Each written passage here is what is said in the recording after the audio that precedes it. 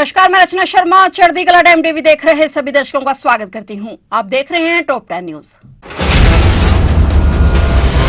प्रधानमंत्री नरेंद्र मोदी और कतर के अमीर शेख तमीम बिन अहमद अल थानी की मौजूदगी में दिल्ली के हैदराबाद हाउस में दोनों देशों के बीच रणनीतिक साझेदारी से जुड़े एक अहम समझौते पर हस्ताक्षर किए गए। ये समझौता आय पर करों के संबंध में दोहरे कराधान से बचने और राजकोषीय चोरी की रोकथाम के लिए एक संशोधित समझौते से जुड़ा हुआ है। प्रधानमंत्री नरेंद्र मोदी और कतर राज्य के अमीर शेख तमीम बिन अहमद अल थानी की उपस्थिति में दिल्ली के हैदराबाद हाउस में से जुड़े सहमति पत्र पर हस्ताक्षर किए गए। केंद्रीय गृह मंत्री अमित शाह ने जम्मू कश्मीर के में नए आपराधिक कानूनों के कार्यान्वयन को लेकर दिल्ली में एक अहम बैठक बुलाई। शाह ने बैठक की अध्यक्षता की और बैठक में जम्मू कश्मीर के मुख्यमंत्री उमर अब्दुल्ला और उपराज्यपाल मनोज सिन्हा भी मौजूद रहे। बैठक के बाद सीएम उमर अब्दुल्ला ने कहा कि जम्मू कश्मीर का नए आपराधिक कानूनों को लागू करने में काफी हद तक रोड ठीक रहा है। जहां कमी रही है उस पर बात हुई है और उसे भी दुरुस्त किया जाएगा। उन्होंने कहा कि लोगों को नए कानूनों की पूरी जानकारी हो, इसके लिए भी पहल की जाएगी। जम्मू कश्मीर के केंद्र शासित प्रदेश बनने के बाद से कानून और व्यवस्था सीधे केंद्र सरकार के द्वारा नियंत्रित की जाती है, क्योंकि तत्कालीन राज्यों को 2019 में जम्मू और कश्मीर और लद्दाख को अलग कर दिया गया था। जम्मू कश्मीर के दक्षिण कश्मीर स्थित पुलवामा जिले के त्राल क्षेत्र के पिंगलिश नगवाड़ी में एक संदिग्ध वस्तु मिलने के बाद सुरक्षा बलों ने पूरे इलाके को घेर लिया। प्रारंभिक जांच में यह संदिग्ध वस्तु एक आईडी के रूप में दिखी। सुरक्षा बलों की संयुक्त टीम ने तुरंत इलाके को सील कर दिया और बम निष्क्रिय करने वाली टीम को बुलाया गया। बीडीएस ने मौके पर पहुंचकर संदिग्ध आईडी को सुरक्षित और नियंत्रित तरीके से निष्क्रिय कर दिया, जिससे किसी प्रकार के हादसे या नुकसान से बचा जा सका। सुरक्षा बलों ने मामले की जांच शुरू कर दी है और इस घटना से संबंधित जानकारी इकट्ठी की जा रही है। क्षेत्र में किसी भी प्रकार के खतरे से निपटने के लिए सुरक्षा कड़ी कर दी गई है।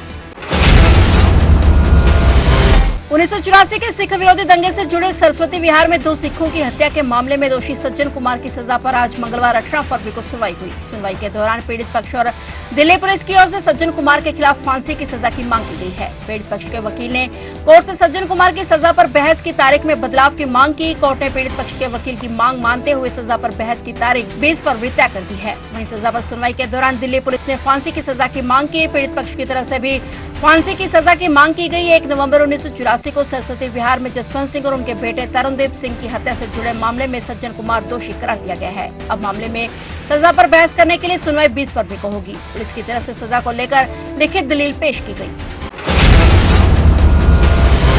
मुख्यमंत्री भगवंत मान लगातार प्रशासनिक अधिकारियों के संपर्क में हैं और उन्हें आवश्यक दिशा निर्देश जारी कर प्रशासन से घायलों की मदद करने को कहा है। इसके साथ ही इस दुर्घटना में जान गंवाने वाले यात्रियों की आत्मा की शांति के लिए ईश्वर से प्रार्थना की और घायलों के शीघ्र स्वास्थ्य होने की कामना की। मुख्यमंत्री भगवंत सिंह मान ने कहा कि फरीदकोट में आज एक बड़ा हादसा हुआ, जहां यात्रियों से भरी एक बस ट्रक से टकराने के बाद नाले में गिर गई, जिससे कई लोग घायल हो गए और कई की हालत गंभीर बताई जा रही है। उन्होंने कहा कि मैंने प्रशासन से घायलों की तुरंत मदद करने को कहा है और मैं लगातार प्रशासन के संपर्क में हूं। हम इस हादसे में जान गंवाने वाले यात्रियों की आत्मिक शांति के लिए ईश्वर से प्रार्थना करते हैं। घायलों के शीघ्र स्वास्थ्य होने की कामना करते हैं। बता दें कि फरीदकोट में हुए बस हादसे में 6 लोगों की मौत हो गई है। करीब 26 साल बाद देश की राजधानी में सत्ता हासिल करने के बाद नई सरकार के शपथ ग्रहण समारोह को खास बनाने की तैयारियां भी शुरू हो गई हैं। भाजपा की योजना हरियाणा में हुए शपथ ग्रहण की तरह ही दिल्ली में राज्यों की शक्ति का प्रदर्शन कराने की है और राष्ट्रीय राजधानी दिल्ली में भाजपा के नवनिर्वाचित विधायकों की बैठक कल बुधवार को होगी, जिसमें विधायक दल के नेता का चुनाव किया जाएगा। इसके बाद पार्टी नेता उपराज्यपाल विजय सक्सेना से मिलकर सरकार गठन का दावा पेश करेंगे और 20 फरवरी को रामलीला मैदान में नई सरकार का शपथ ग्रहण होगा। बलिया से लोकमान्य तिलक तक जाने वाली कामयानी एक्सप्रेस में बम होने की सूचना के बाद हड़कंप मच गया। सागर जिले के बीना जंक्शन पर ट्रेन को रोककर जांच की जा रही है और जानकारी के अनुसार मंगलवार दोपहर में बीना रेलवे स्टेशन पर उस समय हड़कंप मच गया जब वहां रुकी हुई ट्रेन में बम होने की सूचना पर आरपीएफ की टीम पहुंची। बलिया से लोकमान्य तिलक टर्मिनस तक जाने वाले कामयानी एक्सप्रेस को बीना स्टेशन पर रोका गया। आरपीएफ जीआरपी के साथ ही पुलिस भी मौके पर पहुंची। भोपाल कंट्रोल रूम रेलवे के आदेश पर ट्रेन की जांच की गई और बताया जा रहा है कि ट्रेन में बम होने की अफवाह के चलते ये सारी कवायद की गई। कुछ टीमों से यात्रियों को भी निकाला गया और जांच की गई। साथ ही इसकी सूचना सागर बम निरोधक दस्ते को दी गई और जहां से टीम बिना स्टेशन के लिए रवाना की गई। यही नहीं, एहतियात के तौर पर सागर रेलवे स्टेशन पर भी अलर्ट घोषित कर दिया गया और सूत्रों के अनुसार ट्रेन को चेक करने का निर्देश भोपाल से मिला था। कनाडा के टोरंटो एयरपोर्ट पर एक बड़ा विमान हादसा हुआ। बॉम्बार्डियर CR-900 विमान जो मिनियापोलिस से टोरंटो आ रहा था, लैंडिंग के दौरान फिसलकर पलट गया और उल्टा गिर गया। हादसे के तुरंत बाद विमान में आग लग गई, लेकिन किसी तरह के सभी 80 यात्री और क्रू मेंबर सुरक्षित बच गए, जो किसी चमत्कार से कम नहीं है। विमान लैंडिंग के दौरान अचानक बर्फीले रनवे पर फिसल गया और उल्टा गिर पड़ा और जैसे ही विमान जमीन पर टकराया उसमें आग लग गई और लपटें उठने लगी, जिससे यात्रियों में दहशत फैल गई। हालांकि सभी यात्री किसी तरह मलबे से बाहर निकलने में कामयाब रहे। हादसे के वक्त एक महिला यात्री सीट बेल्ट में बंधी होने के कारण विमान के अंदर उल्टी लटक गई थी। घबराहट के बीच अन्य यात्रियों ने उसकी मदद कर उसे सुरक्षित बाहर निकाला। एयरपोर्ट अथॉरिटी और संबंधित एजेंसियां दुर्घटना की जांच में जुट गई हैं और विमान में हुई दुर्घटना की असली वजह जानने की कोशिश जारी है।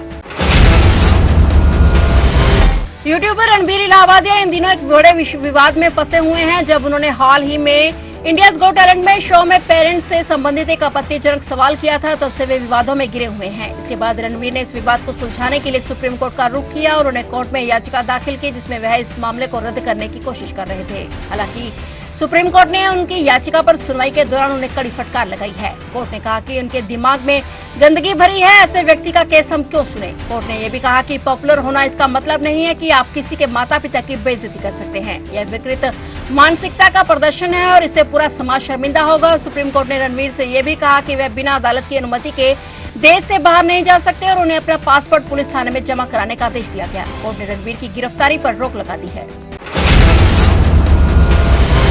यूपी विधानसभा का बजट सत्र आज मंगलवार से शुरू हो गया है। इस वर्ष का ये पहला बजट सत्र है और पिछला एक वर्ष का सबसे लंबा और सत्र होगा, जो 5 मार्च तक चलेगा। राज्यपाल आनंदीबेन पटेल के अभिभाषण से सदन की कार्रवाई शुरू हुई। उन्होंने दोनों सदनों के सदस्यों को संयुक्त रूप से संबोधित किया। सरकार 20 फरवरी को वित्तीय वर्ष 2025-26 के लिए आम बजट पेश करेगी और इस बार के बजट का आकार 8 लाख करोड़ से अधिक होने का अनुमान है। वहीं विपक्ष द्वारा महाकुंभ हादसे समेत कई मुद्दों को उठाए जाने की रणनीति को देखते हुए दोनों सदनों में हंगामे के आसार हैं और सत्ता पक्ष ने भी विपक्ष को करारा जवाब देने के लिए कमर कसी हुई है। 19 फरवरी को राज्यपाल के अभिभाषण पर चर्चा होगी और 20 फरवरी को वित्त मंत्री सुरेश कुमार खन्ना बजट पेश करेंगे।